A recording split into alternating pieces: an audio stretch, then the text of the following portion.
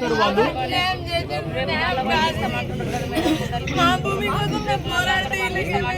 ఎక్కడ పంపించినప్పుడు ఎందుకు వచ్చినాం చెప్పనీకి వచ్చినాము. కేసీఆర్ ఏం చెప్పిందంటే తీసుకో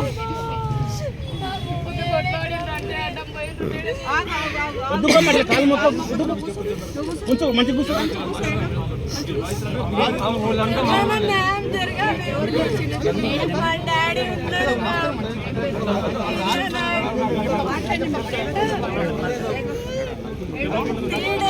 మా పరిస్థితి ఎట్లుందో మాకే తెలుసు. మా భూమిలో పోరాడితే మీకేమైతుంది? సేతి వాతకి ఇది రోమ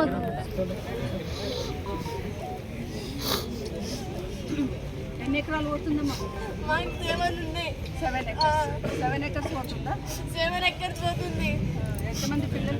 మీరు అన్నదమ్ములు ఎంతమంది? 2 అన్నలు, నేను. మీ నాన్న? మా డాడీ ఉన్నాడు లోపల. అంత అన్యాయం దౌర్జన్యం చేస్తున్నారు మ్యామ్. ఎట్లా చెప్పండి. ఫ్యామిలీ ఏమైతుండ్రు అక్కడ తెలుసా? ఫ్యామిలీ గురించి ఆలోచించాలి. మా భూముల కోసం మేము పోరాటం మీకేమైతుంది?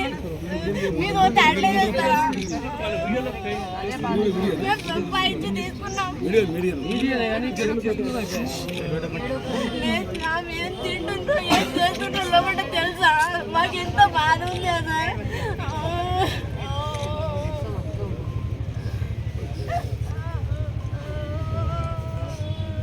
ఇప్పుడు మా డాడీని కలిసినాం. ఇప్పుడే ఏడుస్తుండు మా డాడీ. ఏం చేసిండు అని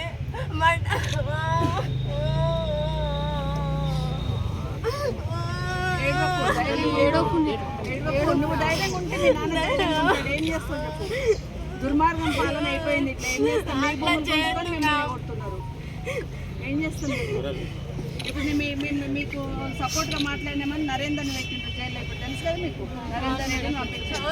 ఇప్పుడు కేటీఆర్ని కూడా పంపిస్తామంటున్నారు. కేటీఆర్ని కూడా తీసుకుపోయి పంపిస్తాం.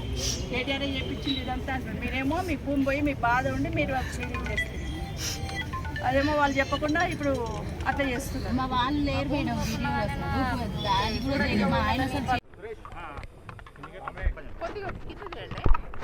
గత 3-4 రోజుల నుండి చూస్తూ ఉన్నాం.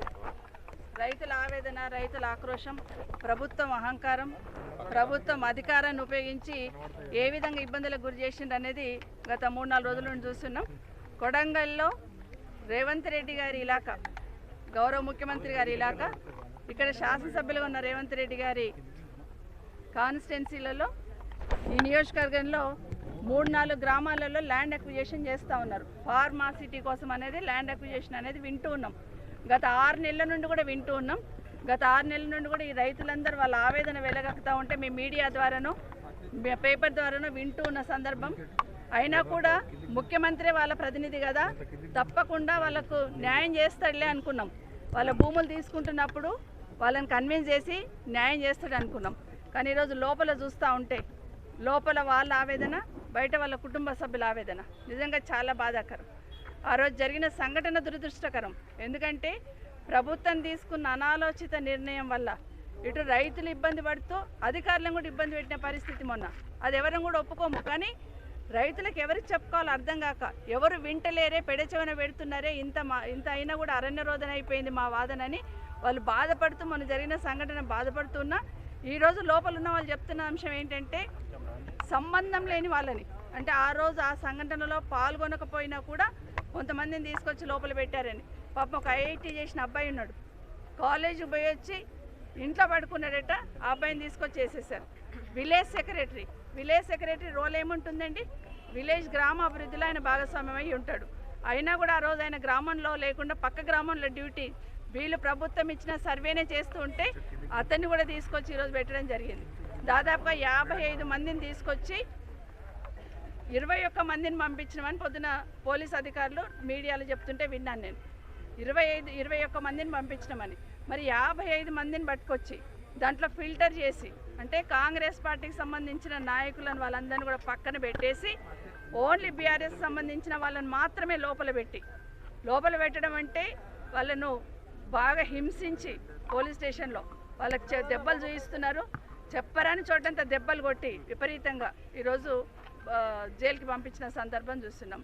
మరి మీరు నిజంగానే పోలీస్ డిపార్ట్మెంట్ సంబంధించిన వాళ్ళు కరెక్ట్గా నిష్పక్షపాతంగా ఎంక్వైరీ చేస్తే వీడియోస్ ఉంటాయి, వీడియోలలో ఎవరుంటే వాళ్ళని తీసుకొస్తారు. కానీ వీడియోలలో ఉన్న వాళ్ళను, దాడికి పాల్పడ్డ వాళ్ళను పార్టీ నెపంతో ఈరోజు బీఆర్ఎస్ పార్టీని బ్లేమ్ చేయాలనే ఆలోచనతో రైతులు అనేవాడిని కూడా, భూమి పోతున్న రైతు సోదరులకు కూడా పార్టీని ఆపాదిస్తూ ఈరోజు ఒక నాటకం అయితే ఆడుతున్నారు రేవంత్ రెడ్డి గారు ప్రభుత్వం. ఈరోజు లోపల ఉన్న వాళ్ళు చెప్తున్నారు, ఇంకొక మాట చెప్పారు పోలీస్ అధికారులు, లోపల ఉన్న వాళ్ళకి ఎవరికి భూమి లేదు అని. ఒక అతను చెప్తున్నాడు వాళ్ళ చుట్టంది 30 ఎకరాల భూమి పోతుంది. ఈరోజే లాస్ట్ డే పబ్లిక్ హియరింగ్ వచ్చున్నారు. ఈరోజు ఒకసారి హియరింగ్ అయిపోతే మా భూముల మీద ఆశ వదిలిపెట్టుకోవాలని ఏడుస్తూ ఉంటే నేను పొలంకి వెళ్ళి పరిగెత్తుకొచ్చినమ్మా ఓదార్చాలని నన్ను తీసుకొచ్చి లోపల పడేసిండ్రని. ఇట్లా ఒకరొకరు ఒక్కొక్క కథ చెప్తున్నారు. నిజంగా 30 ఎకరాల రైతు పోతూ ఉంటే ఆ రైతు ఎంత బాధపడుతూ ఉంటాడు? ఎక్కడైనా కొనగలుగుతాడా? 3 ఎకరాల భూమి కొనగలుగుతాడు ఇప్పుడున్న సందర్భంలో? కనీసం వాళ్ళకు భరోసా కల్పించాల్సింది పోయి ఇది కూడా రాజకీయం చేస్తూ, అంటే అక్విజిషన్ని డైవర్ట్ చేయాలనే ఆలోచనతో, ఈ సమస్యను కూడా డైవర్ట్ చేయాలనే ఆలోచనతో గౌరవ ముఖ్యమంత్రి గారు ఈ ప్రభుత్వం ఆడిన నాటకంలో ఈరోజు ఈ రైతులందరూ బలిపశులు అయి ఉన్నారు, రైతులు ఇబ్బంది పడుతూ ఉన్నారు. నిజంగానే ఈరోజు రేవంత్ రెడ్డి గారికి ఒకటే విజ్ఞప్తి చేస్తున్నాం, మీ నియోజకవర్గం మీ మీద నమ్మకంతో మీకు ఓట్లేసి గెలిపిస్తేనే, కొడంగల్ ప్రజలు గెలిపిస్తేనే మీరు ముఖ్యమంత్రి అయ్యి ఉన్నారు.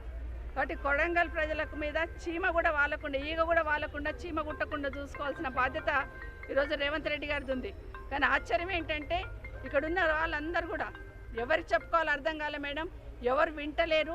ఎన్నిసార్లు కలెక్టర్ దగ్గరికి పోయినాం, ఆఫీసర్ల దగ్గరికి పోయినాం, ఎవరు చెప్పినా వింటలేరు. కాబట్టి కలెక్టర్ మా దగ్గరికి వచ్చినప్పుడు మా వాదన వింటలేరని ఆవేదన, ఆక్రోశం, మా భూమి పోతుంది, మా ప్రాణం పోయినా మా భూమిని వదలమనే లెవెల్లో వాళ్ళు బాధపడుతూ ఉన్నారు.